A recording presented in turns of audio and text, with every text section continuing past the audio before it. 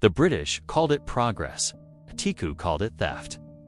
In the heart of Kenya, under the polite smile and iron grip of the British Empire, an entire people were being quietly pushed off their land, all in the name of civilization. Tea plantations and very well-maintained cricket pitches.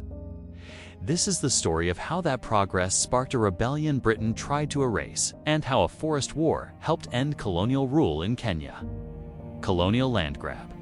When the British arrived in Kenya, they didn't come empty-handed. They came with maps, laws, rifles, and a deep belief that fertile land looked far better under white ownership.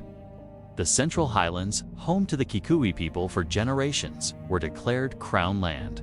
Settlers moved in. Villages moved out. To the Empire, it was development. To the Kikuyu, it was daylight robbery. By the mid-20th century, thousands had been reduced to laborers on land that used to be theirs, watching their former homes produce wealth for someone else. Patience, as you might imagine, ran out. Birth of the Mo. By the early 1950s, a group of mostly Kikuyu, joined by Embu and Meru fighters, decided they had nothing left to lose. They formed the Kenya Land and Freedom Army. The British, never ones to miss a chance at ominous branding, called them the Mo. Mo, a name that sounded dangerous, primitive, and vaguely mystical, which was exactly the point. They weren't jungle wizards. They were farmers, workers, and former soldiers armed mostly with homemade guns that were just as likely to misfire as they were to hit anything. But they had something far more powerful: anger, belief, and a cause rooted in stolen land. Dedan Kimathi and forest warfare. Leading the rebellion was Dedan Kimathi, disciplined, ideological, and unmistakable. With his signature beard and fierce resolve, Kimathi became the face of the uprising. The Momo retreated into the forests of Mount Kenya and the Aberdare Range, turning dense terrain into their greatest weapon. They launched raids on settler farms, disrupted colonial supply lines, and vanished back into the trees. A guerrilla war that frustrated one of the world's most powerful empires. It wasn't elegant, it wasn't well equipped, but it was relentless. British response and state of emergency. The British response was swift and brutal. In 1952, they declared a state of emergency. Anyone who looked even slightly rebellious was arrested, including Jomo Kenyatta, a nationalist leader whose connection to the Momo was questionable at best. He wasn't a forest fighter. He wasn't an insurgent commander, but he had something far more dangerous: influence and words. That was enough. Protected villages and brutality to crush the rebellion.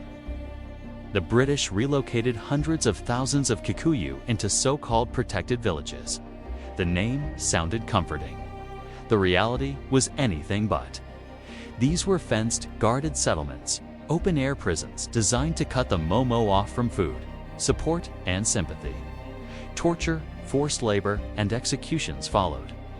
It was a colonial overreaction of epic proportions, like using a sledgehammer to swat a fly and then blaming the fly for the mess. Military reality.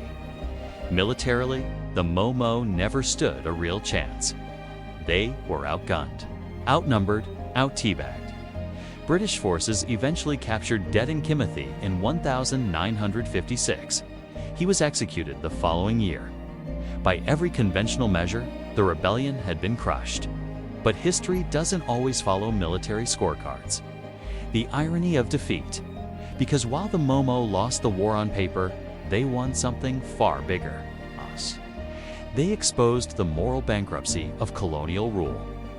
They made Kenya ungovernable. And they made staying far more expensive politically, financially, and morally than leaving. The British Empire realized something uncomfortable.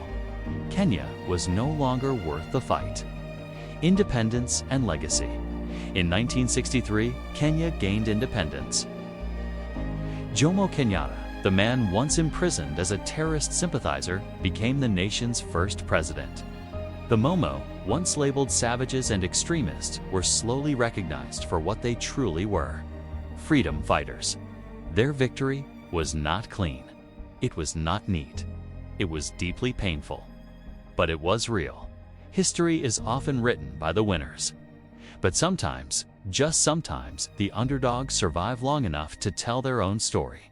And when they do, it's not always heroic. Sometimes it's bitter. Sometimes it's ironic. It's my Monday, and sometimes it ends with a wry smile and a nation finally free.